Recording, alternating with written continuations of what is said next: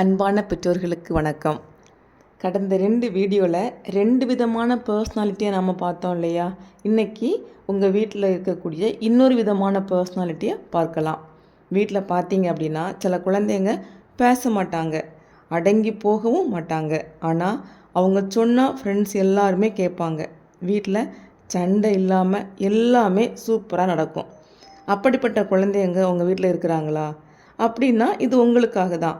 ஆனால் பல பெற்றோர் நினைக்கிறது என்னன்னா, என் குழந்தை ரொம்ப அமைதி, அவனால் எந்த பிரச்சனையும் இல்லை அப்படின்னு. இது தவறான எண்ணம். இந்த அமைதிக்குள்ளே அவங்க வார்த்தையில் மனிதர்களோட மனதை மாற்றக்கூடிய ஒரு சக்தி இருக்குது. அந்த குணத்தை தான் இன்ஃப்ளூயன்ஷியல் பர்சனாலிட்டி அப்படின்னு சொல்கிறது. இந்த வீடியோவை கடைசி வரைக்கும் ஸ்கிப் பண்ணாமல் பாருங்கள்.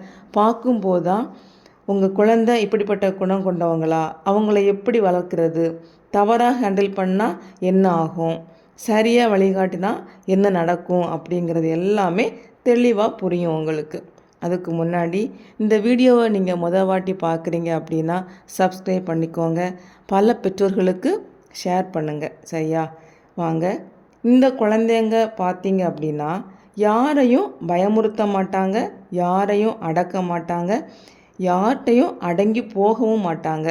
ஆனால் அவங்க பேசுனாங்க அப்படின்னா மற்றவங்க சரி அல்லது மிகவும் நல்லது அப்படின்னு சொல்லுவாங்க. வீட்டில் பார்த்தீங்க அப்படின்னா 2 குழந்தைங்க இருக்கலாம் அல்லது 3 குழந்தைங்க இருக்கலாம். டிவி அல்லது மொபைலுக்கு ஒரு குழந்தை கத்தும், இன்னொரு குழந்தை விலகி போயிடும். ஆனால் இந்த குழந்தை என்ன சொல்லுவான் தெரியுமா? நீ அந்த ஷோவை முடிச்சுட்டு கொடு, அதுக்குள்ளாடி நான் ஹோம்ஒர்க் முடிச்சுட்டு வந்துடுறேன் அப்படின்னு சொல்லுவான். அப்படின்னா அந்த இடத்துல சண்டையும் இல்லை, பெற்றோருக்கு தலைவலியும் இல்லை, பிரச்சனை ஈஸியாக முடிஞ்சிடும். அதே போல் வெளியில் விளையாண்டுட்டு இருக்கும்போது 2 சின்ன குழந்தைங்க அடிக்கிறாங்க, சண்டை போடுறாங்க. உடனே இந்த குழந்தை என்ன பண்ணுவான் தெரியுமா? 2 பேர்ட்டையும் போய் பேசுவான், சமாதானப்படுத்துவான், பிரச்சனையை முடிச்சிருவான். இந்த இடத்துல பெற்றோர் கவனிக்க வேண்டியது என்ன அப்படின்னா, சில பெற்றோர் உனக்கு என்ன வேலை, எதுக்கு நீ அங்கே போய் மூக்க நுழைக்கிற, அமைதியாக இருக்க தெரியாதா உனக்கு அப்படின்னு சொல்லுவாங்க.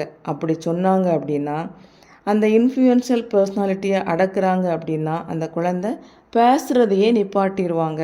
அப்போது நிச்சயமாக பெற்றோர் மிக மிக கவனமாக ஹேண்டில் பண்ணணும் அந்த இடத்துல. இந்த இன்ஃப்ளூயன்ஷியல் குழந்தை உங்கள் வீட்டில் இருக்கிறாங்களா?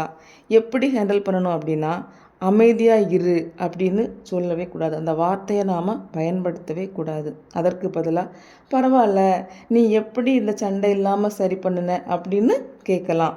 செகண்ட், காரணம் கேட்கணும். இந்த குழந்தைகள்கிட்ட காரணம் கேட்டால் தான் அவங்க நம்பிக்கை இன்னும் அதிகமாகும். தேர்டு, ஒரு எல்லையை கற்றுக் கொடுக்கணும்.